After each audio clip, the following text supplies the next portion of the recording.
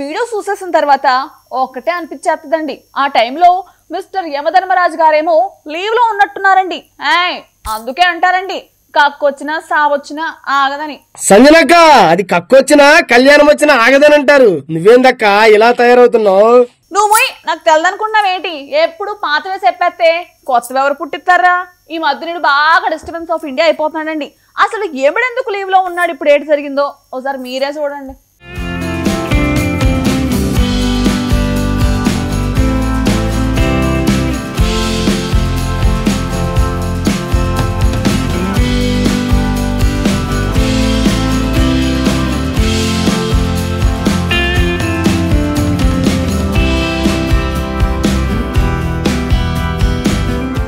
మనిషి పుట్టాలన్నా చావాలన్నా దానికొక time fix అయి ఉంటుంది. ఆ టైంలోనే ఆ రెండు జరుగుతాయి. దాన్నెవ్వరూ మార్చలేరు. ఇప్పుడు మీరు చూస్తున్న వీడియో కూడా అలాంటిదే. కాకపోతే అంత నిర్లక్ష్యంగా వ్యవహరించిన ఆ యువకుడు బతికి బట్ట కట్టడం నిజంగా వండరే కదా. రైలు ప్రమాదాలకు సంబంధించిన వీడియోలు చాలానే చూస్తుంటాం. ప్రయాణ సమయాల్లో కొందరు తెలిసి తెలియని నిర్లక్ష్యంతో ప్రాణాల మీదకు తెచ్చుకుంటారు. కొందరైతే మరీ కేర్లెస్ గా ఉండి ప్రాణాలు గాల్లో కలిపేసుకుంటారు. మరికొందరు తమ గమ్యస్థానాలకు చేరుకునే తొందరలో అనూహ్య ప్రమాదాల్లో చిక్కుకొని ప్రాణాలు పోగొట్టుకుంటుంటారు. ఇలాంటి సందర్భాల్లో కొన్నిసార్లు మిరాకిల్స్ కూడా మిరాకిల్ అయ్యేలా జరుగుతుంటాయి. ఇలాంటి వీడియో ఒకటి నెట్టింట చక్కర్లు కొడుతోంది. ఈ వీడియో చూసిన నెటిజన్లు షాకింగ్ కామెంట్లు చేస్తున్నారు. వీడియో చూస్తుంటే ఓ రైలు ప్లాట్ఫామ్ నుంచి బయలుదేరుతోంది.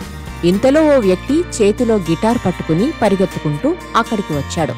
అప్పటికే రైలు ముందుకు కదులుతోంది. అయినా ఆ వ్యక్తి ఎలాగైనా అదే రైలును ఎక్కాలనే ఉద్దేశంతో పరిగెత్తుకుంటూ వెళ్లాడు. దాదాపు రైలు ఎక్కేశాడు అనుకున్న టైంలో స్లిప్ అయ్యాడు. ధడేలుమని రైలుకు ప్లాట్ఫామ్కు మధ్యలో పడిపోయాడు.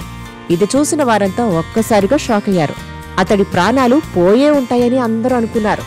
అతడిని రక్షిద్దామంటే రైలు ఇంకా మూవింగ్ లోనే ఉంది. ఇక ఎవరికీ అతడి ప్రాణంపై ఆశలు లేవు. ఆ తర్వాత రైల్లో ఉన్నవారెవరో చైన్ను లాగడంతో ట్రైను నెమ్మదిగా ఆగింది. తీరా రైలు ఆగిన తర్వాత చూడగా కింద పడ్డ వ్యక్తి తాపీగా పైకి లేచి ప్లాట్ఫామ్ పైకి వచ్చేశాడు. గిటారు కూడా చేత్తో తీసుకుని మరీ వచ్చాడు.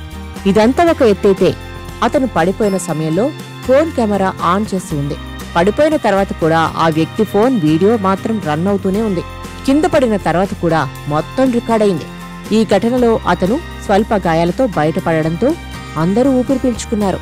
ఈ వీడియో ప్రస్తుతం సోషల్ మీడియాలో వైరల్ అవుతుంది. దీనిపై నెటిజన్లు వివిధ రకాలుగా స్పందిస్తున్నారు.